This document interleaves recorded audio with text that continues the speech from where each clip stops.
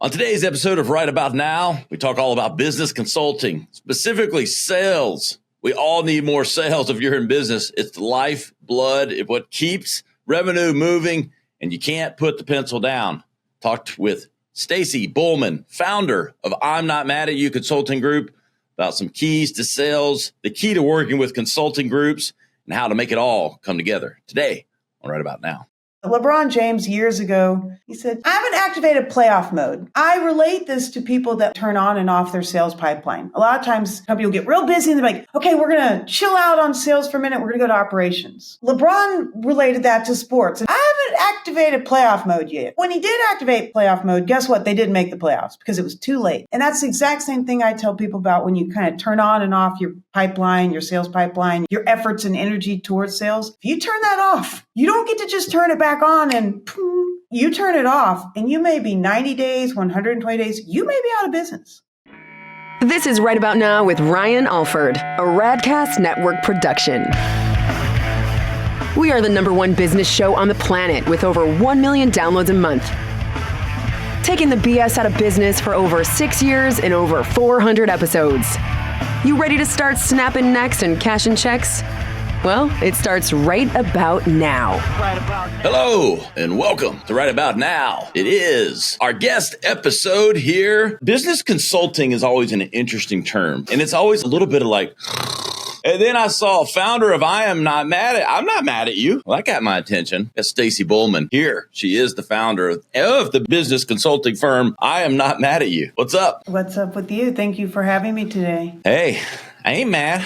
I ain't mad at you. I'm not mad at you. We live in that state. What's cooking, Stacy? Having a wonderful opportunity to speak to you this morning. Work in the consulting field these days, living in Mexico, enjoying life, manifesting dreams. I saw the Believe tattoo pre-episode. We can show that here. I like it. Yes. You got to believe, baby. You got to believe it before you see it. That's what I like to say. Facts. Facts. Yeah, everything's good with me. I am always curious because sometimes I see consulting firm. That still makes you an entrepreneur though, right? Like just because you're a consultant, is a consulting firm still an entrepreneurial journey? I would think it is. In what we do, it is. I would not speak to all consulting companies in that way. In fact, we brag about the way we work and how we work differently. I did come from corporate America. I spent 30 years working for the Fortune 100 companies and learning their systems and processes. So the Fortune 100 companies don't go out of business. And so far, most of the companies we work with don't go out of business either because they're working with systems and processes. You're right. Consulting has a terrible rap, generally speaking. I have to come behind that. Probably the reason I started the company, one of them was in vain of all the other business consultants that the companies I was working for would hire and spend millions of dollars. And honestly, they never touched the field level individuals. And so they didn't ever come back with any relatable advice, anything that was executable to the team. You're sitting there, we just spent $1 million and you're out in the field going, none of this makes any difference for how I'm going to sell more Snickers bars next week. We like to think we do it differently. We cut through that. There's not the I'm not mad at you way, shall we call it. We don't make you take a course. We don't make you read anything. Really, within the first week of deciding we want to work with a client, we open up the P&L and we get to work. There's not read this course and do all this stuff. It's looking at their P&L, getting inside their business and talking about their business. And that's how the Fortune 100 companies did it. And that's how we do it. A lot of times also consultants are not held accountable for the work they do. Same thing. If we start with the P&L, we have to finish with the P&L. If we've worked with you for 6 months and we don't see a substantial difference, for instance, on cash flow, revenue, net income, I'm not paying for myself. And then I'm not valuable to the organizations. It's an interesting world. I know a lot of consultants, and I feel like I'm entering this period in life where in the next 10 years, I could see myself probably going down that channel. Seems to be like the way people, I don't think I'm in the sunset of my career. I'm a young buck, but it is kind of generally a decent way. You've gained all this wisdom and you can share it and you know how to look at a business and organization, all that. It's also bad sometimes because you have to do what is recommended to see the results. And a lot of companies, I've seen them, consultant comes in, assuming they're stand-up consultant doing good work, like you look at the recommendations, that makes sense. And then the companies don't do it. A lot of people have paid me a lot of money over the past 10 years and didn't do what we asked. I don't work in a vacuum. And our primary way that we work with our clients is in a CEO soundboarding capacity. Yep. And we sit and talk every single week. We look at the information together with each other's collaborative efforts. We come up with a plan. They can't really pay me to do that work. In some cases, I can. In some cases, it's writing an email campaign for them. In some cases, it's rebranding them or creating a value proposition. But in most cases, it's soundboarding with that CEO and you're, as a team, coming up with the plan. Yep. You know, it's not in a vacuum. But you're right. They've paid me good money and oftentimes they don't listen. One of the things we talked about the other day is we've never in 10 years had a client come back to us. And we think that's good because if they left, it was because they weren't listening. No one's come back 5 years later after working with us like, you know what, we know we weren't listening and we want to get a better experience with you. They don't, because they recognize in order for this to work, it has to be collaborative. You do have to listen and you have to take the steps of action. You're like, that's the actual execution. You can take the order, but you actually have to keep the order. Don't come back. You don't come back. You're like, it didn't work. And I'm not mad at you. And I'm going to wish them the best. But it is kind of fun to sit back, like I said, watching the clients that do listen and seeing their success and watching the ones that don't. And what we said the other day is that every single time they don't listen, it fails every time. You know what a good name of a consulting firm would be? Tell me. Right about now. No, I'm kidding.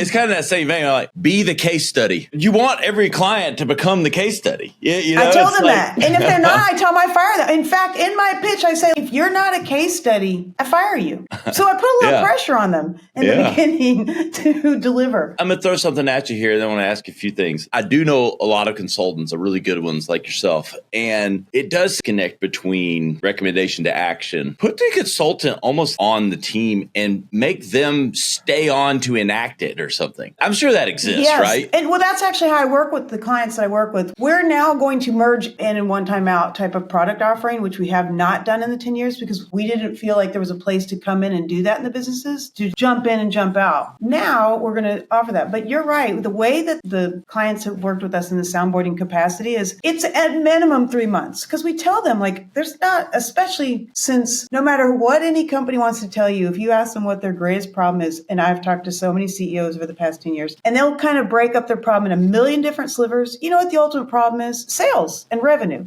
Like, no matter how you slice it, if you have a personnel problem, you're going to end up having a sales problem. If you have an operational problem, that's going to end up being a sales problem. We stick to a lot of that when we are soundboarding with our clients, and we talk to them every week. It's kind of hard to run away from us and not have a collaborative effort. We don't want them to come in, listen once, and talk to us 6 weeks later. We don't think that's that valuable because there's too many decisions that CEO is going to make in that 6 weeks that might be wrong or may not be well thought out, or may not have someone else be like, wait a minute, what are the consequences of this? I'm the little devil's advocate right here. Or the one that's telling you it's a great idea and go for it. Or telling you how to execute against this idea. You know, step 1, step 2, step 3. I think you've kind of just talked about it a little bit, but what was the biggest problem you identified and that you guys ultimately are solving for companies? It's sales. It's cash flow. I've heard every other answer, but once you start working with them, you recognize that no matter what, that problem will lead to ultimately a sales problem or a cash flow problem or a production problem, which is still sales. Most of the companies I work with are small to mid-sized businesses. I've had a lot of success in construction. I can't build anything, nothing. I can build nothing. But what the construction person is really good at is building something. And when I'm coming in as a consultant, I presume they know how to build multifamily, residential, commercial. I leave it at that. But what that construction person doesn't probably know how to do is sales, marketing, accounting, finance. And to be fair, when you're a construction person, you start a construction company, you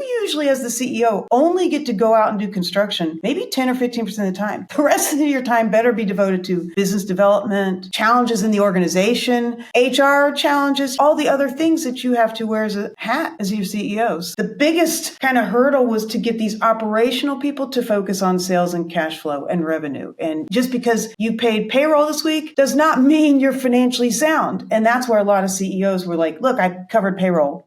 we're doing great. And that was about as far as they were going to understand that. I use this theory. I love this. It's a sports thing. And I hated this when he said it, and he decided what happened. But LeBron James years ago, it was like February, and he said, I haven't activated playoff mode yet. Do you remember that? Yeah. He said, I haven't activated playoff mode. I relate this to people that turn on and off their sales pipeline. A lot of times companies will get real busy and they're like, okay, we're going to chill out on sales for a minute. We're going to go to operations. You've probably seen or people talk about that. Yeah. LeBron related that to sports in February. I haven't activated playoff mode yet. When he did activate playoff mode, guess what? They didn't make the playoffs because it was too late. And that's the exact same thing I tell people about when you kind of turn on and off your pipeline, your sales pipeline, your efforts and energy towards sales. If you turn that off, you don't get to just turn it back on and boom, you turn it off and you may be 90 days, 120 days, you may be out of business. You really have to get these operational people who come from an operational background to constantly spend as much time and energy for sales and business development, which can be tedious and sometimes you don't see the results of your action. Yeah, that's the biggest difference in operations 100%. And building and doing the actual work. It's kind of like raking the front yard. You don't want to do it, but you see the results immediately. Right. You know, sales is it's like mowing your lawn. I looked at it for 3 days after I mowed my lawn, right? Yeah. It was a rewarding thing. And oftentimes you get one yes out of 100 no's with sales generally. You have to be really good at the 99 no's. And there's a lot of time oftentimes in between the yeses. That's back to the small business owner. It's easy to spend time on the operational things. It's easy to spend time on the things that you can see an immediate result in. It's difficult to spend time writing an email that you think might get opened, that might get a phone call, or it's difficult to create content. The content is king now. That's not fun for most of us. That's not that enjoyable. It's challenging. I think of myself as a consultant, but guess what? I have to go create content today, no matter what. You and I have both been around the block a little bit. We've done what we've done for a while. What's the biggest change you've seen in sales the last 5 to 10 years? I mean, some universal truths maybe for our audience. I know you know this answer, but it's technology. I started my first company at 27 years old. I was a food broker. I was representing food into the distributors and into restaurants. And I remember having to come up with targets and lead lists. And I mean, I was with the yellow pages and I had to get in my car and traipse around Dallas and maybe find one person a day. Maybe. That was an amazing day if you got one good lead that kind of fit into what you were doing. My goodness, I can go on LinkedIn, I can go on Google, I can literally create my target list in 15 minutes. Between ChatGPT, Google, LinkedIn, different technological things that we have today, YouTube, we can create a robust target list in minutes. And then you go attack. And so you can get 6,000 opportunities instead of 6. And you already know you're going to get told no 5 of 6 times most likely. But I'd rather have 6,000 opportunities to be told than 6. The good part of that is what you just said. The bad part is then every contact's getting hit a lot more. Everybody, I get sold to all the time. Well, they said that 20, 30 years ago. Well, now they really do. Yeah, the noise is a lot louder. The noise is a lot louder for those that are in the consumption space. With us making people and companies better, we technically believe every single person is a potential human being that we could make better or their companies. We have to hit them in an organic spot. You have to be ready for help. And that's probably another thing where most leaders are not out there asking for help because it's against the mantra, it's against sort of the mindset of a leader because they're generally out there telling everyone they've got it down, they know what they're doing, they have the answers. For that small to mid-sized business owner, if they're the sole person that wears the hat, that's challenging because you don't have all the answers. None of us do, I don't believe. I think we're all out here supposed to ask for help and seek others to find the best path and then take what you want, throw away the rest. Some is good, some is bad. What's the biggest when you go into an organization, other than they've put the pencil down? We're busy, put the pencil down with sales. When you get into the sales, what are the biggest challenges they're having? Let's just say if they've got the pencil raised, what are some of those things you're seeing that are universally just challenges within organizations with sales? Having a good message to deliver or a good story. The first thing is you have to have a value proposition and a point of differentiation. If you're in sales and the organization you're with has not given you a value proposition or a point of differentiation, that's hard. If you're out You'd be there surprised how many companies haven't. I'm aware. You wouldn't be, but people would be. Because I've asked that same thing. have a marketing agency and we work with clients, I'll ask someone that and they don't have an answer. I mean, we think our point of differentiation is that we work 83% faster than other consulting firms. And I will tell you something, that it's bold to say it because there's times I'm saying that to other people that are in my space, but I'm confident. We have a process that we brand a product, a service in an hour and a half. And I worked with companies where we spent 6 months to create a brand or a story for that brand. We do it in an hour and a half because we want to. It's sort of like psychology. We don't want to spend 6 weeks to make them right. It doesn't benefit us. I want them right in a week. Then they can see the results. And then back to that point of like, I want them to see the results of them to recognize that we did work 83% faster and maybe we should keep her around because we can fix you fast. And a lot of the clients we've had they've been smart. They're like, take her word, get her information, we're out. I had one of my first clients, this is where I sort of changed my pricing model, but one of my first clients, he was in audiovisual installation into high-end homes in the Dallas market. And he'd been in business for 10 years. He was doing very well. He was right at about $500,000. And he's like, I've been at $500,000 for like 4 or 5 years. Come on, Stace. He had been installing AV in my homes for 10 or 15 years as well. So I knew him. It was really simple. I was able to look at his sales over the past 2 years, kind of quickly take a report, like, where are you selling? What's the common denominators here? You know what the common denominator with him was? Word of mouth referral. 99.9% of his clients were coming from another person that he worked with. So you know what I'd said? Here's 6 things we should do knowing this. He did 2 of them. He doubled his sales in the first year. He went from 6 to 1.2. And he only implemented like 2 of the things I told him to do. And he did that within the first like 3 or 4 weeks. And he's like, I think I'm good. He hired me for a month. For $1,800, he grew his sales from $600 to $1.2 million.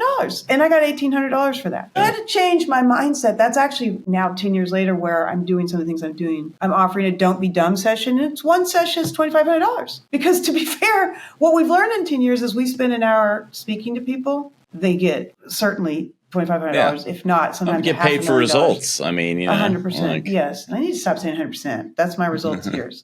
My takeaway here is Stacy, as we close out, I want to know this. We've got a lot of entrepreneurs listening, soon to be entrepreneurs. Give me the 4 things they might not be doing and say 3 things, 2 things, whatever it is. What is like a quick little playbook for anyone listening? Things they're probably not doing they might could do that could give this some value. 100. Now, cut that, man. I'm just kidding. Number 1 is create your target market. Create the avatar. That's not that hard. Is it a male? Is it female? Is it 30 years old? Is it 60 years old? Create your avatar. Then realistically look at how big the numbers are for that target demographic, correct? Like you understand that. Do the numbers first. If you're about to start a business, run the numbers. So if you have a product that's target market is females from 20 to 40, and let's say it's an actual product, a building, you're going to open a gym or whatever it is, how many people are there to say yes? And then take that entire actual correct demographic. It's not all the people in Greenville, South Carolina. Let's say it's half those people. Then how many people are 20 years old? Get that number. And then recognize you're getting to get 0.5% of them to say yes. You have to really build a good target list and stay focused and don't stop. Go, go, go, go. It's easy to stop midway or a quarter way through. You have to, as we said, never stop, never go into reserve mode because you had a good month in sales. So don't stop. And be okay with accepting no. That's part of the equation. The reward of when you get the yes. Stacy, where can everybody learn more about what you're doing, find out about how to work with I Am Not Mad at You? It's pretty simple. I'm not mad at you.com. Stacy at I'm not mad at you.com. I'm not mad at you. And it's not I am, it's I'm not mad at you. We're not hard to find if you can spell I'm not mad at you. And I'm not mad ya, Tupac. We're easy to find. We're on the internet. We're on the webs. Appreciate you for coming on. No, I appreciate you. You have an amazing vibe. You're super easy to talk to. I wish we had talked about other things besides business, to be honest with you. Hey, we'll have to do it some other time. You got my number. You got my 411. We appreciate Stacy Bullman for coming on. I am not mad at you.com. We'll have all that in the show notes. You can find me at ryanisright.com. We're going to find all the highlight clips, the full episode, and links to YouTube. You got to watch the show, people. If you're listening, you got to go watch. If you're watching, go listen. We appreciate you for making us number 1. We'll see you next time. Right about now.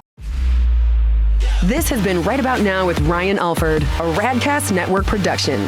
Visit ryanisright.com for full audio and video versions of the show or to inquire about sponsorship opportunities. Thanks for listening.